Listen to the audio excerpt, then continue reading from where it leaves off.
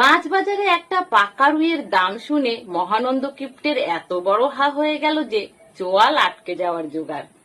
দুই হাতের চেটো দিয়ে চোয়াল দুটোকে ঠেলে ঠুলে জায়গা মতো বসিয়ে পাশে পরাশরের হাতে 10টা টাকার একটা কয়েন গুজে দিয়ে বলল, দে বাবা, একটু ঘুষো চিংড়ি।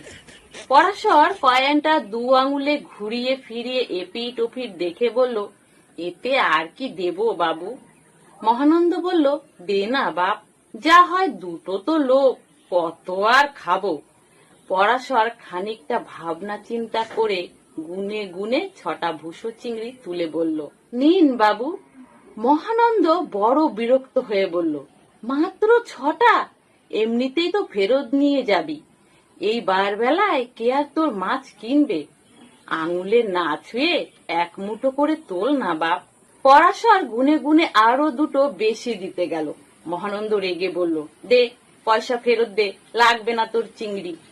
টাকাটা ফেরত দিতে দিতে পরাশর বলল, অন্তত হাফুয়া নিন বাবু, 50 টাকা, আপনি না হয় 40ই দেবেন।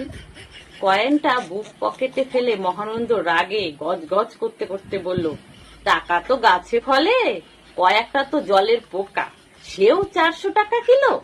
তারপর আকাশের দিকে তাকিয়ে অলক্ষের উদ্দেশ্যে বেশ কয়েকটা কাঁচা পাকা খিস্তি মেরে বাড়ির দিকে রওনা দিল। মহানন্দের একমাত্র জীবিত পিসি খান্তামণির বয়স হবে 102, তবে 100-র পর থেকে তার বয়স যেন উল্টো পানে ঘুরছে। 90-এর পর থেকে যে দাঁত পড়তে পড়তে শূন্যে ঠেকেছে, আবার নতুন করে গজিয়ে এখন 32 পাটি ঝকঝকে করে। পাঠার ঠ্যাং কামড়ে চিবোয়। যে চোখ 1 মিটারে ঠাওর পেত না, এখন 100 মিটার ঝকঝকে পরিষ্কার। কান কামড়ে 10 বার বললে যেটা গোচর হতো না, এখন টু করলেই শোনা যায়। এক সময় গোটা পাড়া যার সড়ক ক্ষেপণে তিষ্ঠতে পারত না, আবার সে সুদিন ফিরে এসেছে। তার গলার অসুরালি তীক্ষ্ণ আওয়াজে দেওয়ালের টিকটিকি মেঝোতে পড়ে। খানিক ঝিম মেরে সেই যে ল্যাজ খসিয়ে পালায়, জীবদ্দশায় এদিক পানে আর ঘোরে না।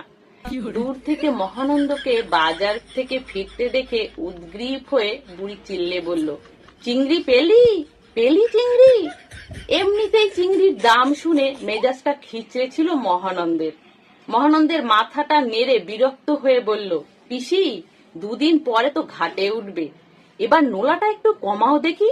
খান্তামণি রাগে গজগজ করতে করতে বলল, কি কি এমন বয়স হয়েছে রা, মরা তুলে খোটা মারিস? 7 কুলে তোর নিজের বলতে একমাত্র আমি। একটু নাও চিংড়ি খাবার শখ হলো, 4 দিন ধরে বাজারে চিংড়ি পাস না। এদিকে গাছের কচি নাওটায় পাক ধরেছে, এমনিতেই রাতে নাওয়ের জন্য ঘুম হয় না। কে কখন কুচ করে ডগাটি কেটে সাবড়ে দেয়। সারা রাত এই খেটো হাতে নাও পাহারা দি।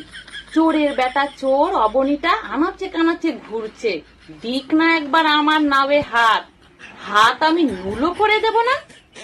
অবনীর 14 গুষ্টি চোর, পাড়ার আনাচে কানাচে চোখটা লাট্টুর মতো ঘোরে। খান্তাবুড়ির বাগানে এক জঙ্গলে লাউয়ের ডগায় ঢাকা পড়া কচি লাউটা তার নজর এড়ায়নি। কাল রাতে আঙুলে ব্লেড লাগিয়ে যেই লাউয়ের ডগায় ঠেকাতে যাবে, অমনি বুড়ি কে রে বলে এমন হাঁক মারলো যে পালাতে গিয়ে ইটের খোঁচায় বুড়ো আঙুলটা থেতলে একেবারে রক্তারক্তি। বুড়িটার যেমন কান তেমন নজর, ঘুটঘুটে আধারেও চোখ জ্বলে। অবনীর ছেলে জন্মগতই প্রতিভাবান।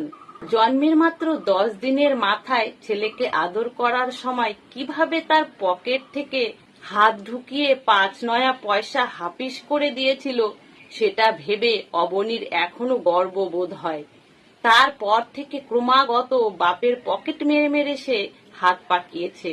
শেষে অবনী ধিৎকারে প্যান্ট পরা ছেড়ে দিয়ে লুঙ্গি আর পকেট ছাড়া ফতুয়া পরে।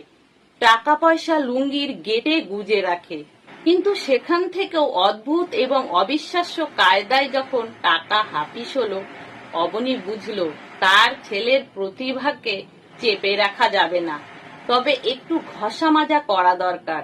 অবনী তার ছেলেকে ডেকে বলল, 8 দিন তো বাপের পকেট মেরে মেরে ভালোই হাত পাকিয়েছ, যা দিকি দিনি দেখি খান্তা বুড়ির বাগানের নাউটা কেমন করে হাপিস করতে পারিস, তবেই বুঝবো বাপকা বেটা। নতুন দায়িত্ব পেয়ে তীব্র উত্তেজনায় সতুর রক্ত যেন চনমন হয়ে উঠল।